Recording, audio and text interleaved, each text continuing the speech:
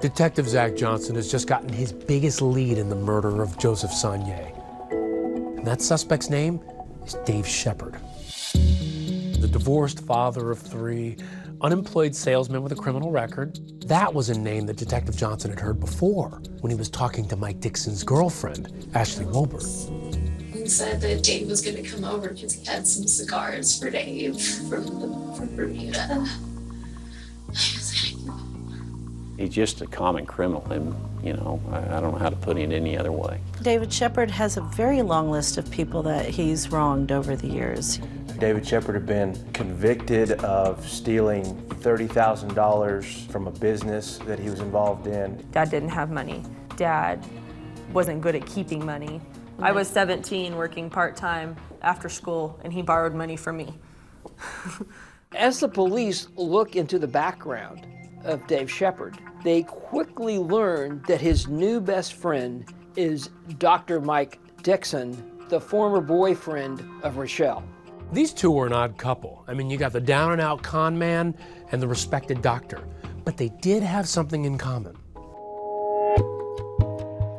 Shepard was going through a divorce. Dr. Dixon was going through a divorce. That relationship formed over the shared experience. This entire situation began, as police found out, when these two men, Mike Dixon and Dave Shepard, bonded over cigars and martinis. Dad wanted to be Mike. Buy the nice house that's right outside of town. In the canyon, it's all private, like the whole 9 yards. Mike had it all. And he would always promise us, one day I'm gonna get you these things, and we're gonna live in the big house, and you're all gonna have your own rooms, you get to paint it however you want, you get whatever you want.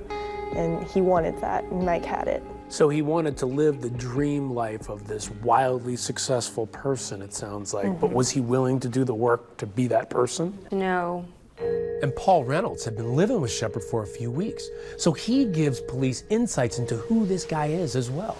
Personally, I think he's just got super low self-esteem. I think he's just out there trying to find anybody that will convince him that he's something. Detectives are beginning to believe that Mike Dixon found the perfect person to help him get back with Rochelle. I'll be honest with you, I love that woman.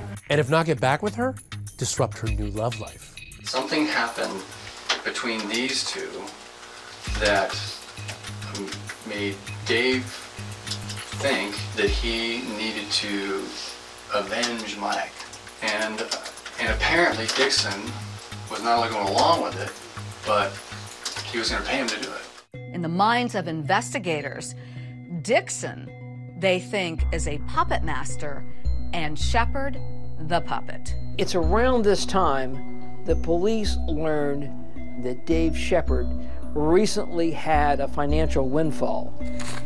Dad had money out of the blue. He did never have money. We asked, how do you have money? He said, I'm doing some work for Mike and he paid me early.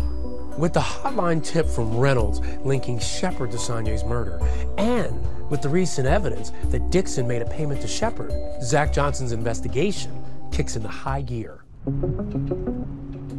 And so we move on to arrest warrants. Who do you bring in first? We went and we brought in David first.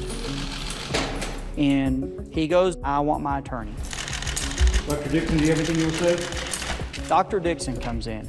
And of course, he's madder than a hornet. I mean, I'm under arrest at 2:15 in the morning. You're under arrest, correct. And this is probably your only opportunity to tell me what happened.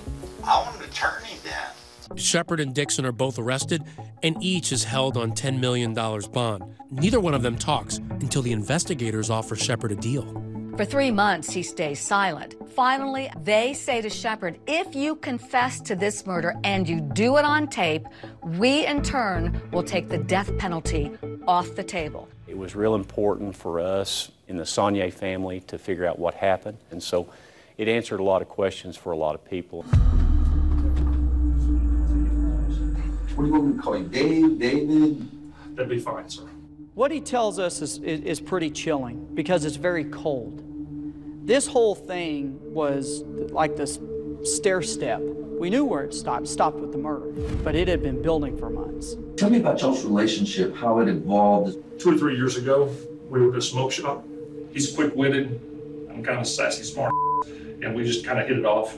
Smoking cigars is a very sociable thing, and we just connected and hooked up. When was the first time that he ever mentioned to you this Rochelle Shatina? My best estimate is September, October. He's around 49, 50 years old, smoking hot, looks younger than she was, thought she was great, and he pretty much wanted to break up Dr. Sonia and Rochelle. They had this book, Yes. the complete book of dirty tricks that they were trying to execute on Dr. Sonia. What were some of the things they came up with? They were going to get this porn subscription, like child gay porn, and they were going to send it to Dr. Sonia's office. I gave him one suggestion, to go to an adult bookstore and buy the most obscene, nastiest man-boy love association book he could, and buy him a subscription and send it to his office. Because I said, that's a gift that'll keep giving. They were thinking that was going to ruin his reputation, his professional reputation. He asked me if I knew of a girl in Lubbock that would mind making $1,000 to cause a problem. He was asking me if I knew somebody that would pretend to be like a sugar baby of Dr. Sonia. I think Mike would have been embarrassed to tell me he was doing that, because he knows I would have told him, quit being a dummy. You know, this is ridiculous. Why are you wasting this time? He said, well, you have to follow him. Let's take a trip to Lubbock. We drove down to Lubbock. He was already trying to tell me where they go and that kind of stuff. Pretty soon, Dave Shepard is taking trips to Lubbock on his own. And police, well, they think that's at the direction of Mike Dixon. And he paid for everything. Paid for my gas, paid for my meals. And so when you went to his house, tell me about getting out and actually going back there to do the recon. Don't know exactly the first time I'd done it. Entered the backyard, opened the gate, took a picture, closed the gate, and left. It looked like a camera flash. We kind of shrugged our shoulders and said, that was weird. Did you ever ask Michael Dixon, what are we doing? What's the next course of action?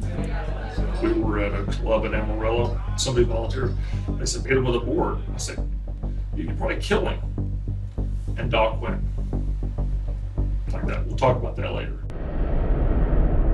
So they're having drinks one night, and so far it's been nothing more than casual pranks, but you're talking about what comes next, and you gotta outdo what you did the last time. And now the talk turns to something a little bit more sinister. What he says about the last moments of Dr. Sonia's life would surprise even investigators.